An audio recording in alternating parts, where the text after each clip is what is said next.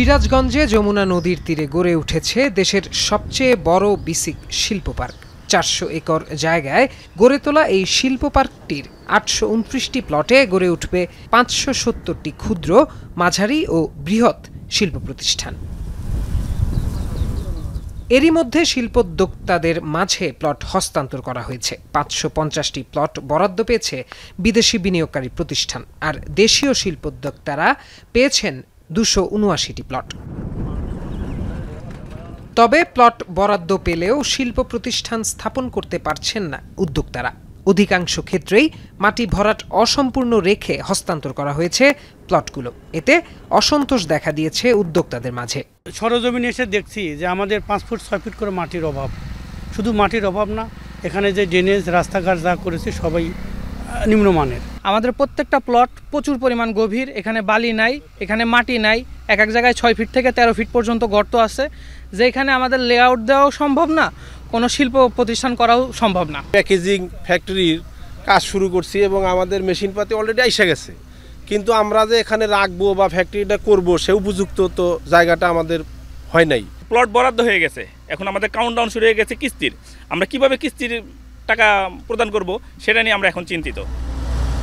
উদ্যোক্তারা জানান, শিল্প পার্কটি নির্মাণে কয়েক দফা মেয়াদ বাড়ালেও বরাদ্দকৃত প্লটগুলোর অধিকাংশই এখনও অসম্পূর্ণ। এছাড়া নিম্নমানের সামগ্রী দিয়ে রাস্তা নির্মাণ, অসমাপ্ত ড্রেনেজ ব্যবস্থা সহ রয়েছে নানা সংকট। এতে নির্ধারিত সময়ের মধ্যে প্রতিষ্ঠান স্থাপন নিয়ে শঙ্কায় রয়েছেন তারা।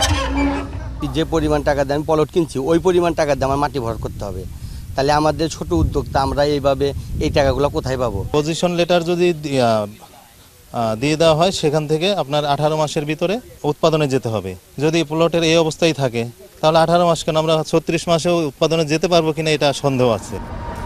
৭১৯ কোটি ২১ লাখ টাকা ব্যয়ে নির্মিত সিরাজগঞ্জ বিসিক শিল্প পার্কটি পুরোদমে চালু হলে কর্মসংস্থান হবে প্রায় ১ লাখ মানুষের। তাই দ্রুত অসমাপ্ত কাজগুলো সমাপ্ত করে প্রতিষ্ঠান স্থাপনের উপযোগী করে তোলার দাবি সিরাজগঞ্জ চেম্বার অফ কমার্সের।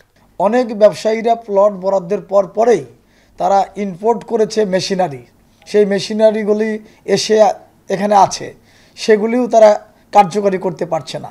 বিসিকের কর্তৃপক্ষের কাছে অনুরোধ করব দ্রুততম সময়ের মধ্যে যাতে ব্যবসায়ীরা তাদের মিল কলকারখানা স্থাপন করতে পারে সেই পরিবেশ তৈরি করার জন্য। তবে সরেজমিনে বিসিক শিল্প পার্ক পরিদর্শনে আসলেও অনিয়মের বিষয়ে জানতে চাইলে ক্যামেরার সামনে কথা বলতে রাজি হননি সংশ্লিষ্ট কর্মকর্তা।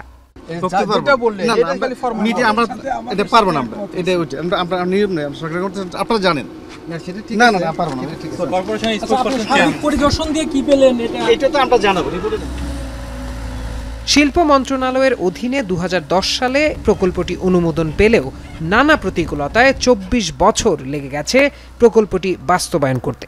দ্রুত অবকাঠামোগত উন্নয়ন সম্পন্ন না হলে বিনিয়োগ ঝুঁকিতে পড়বে এখানকার শিল্পোদ্যোক্তারা। এখন সিরাজগঞ্জ।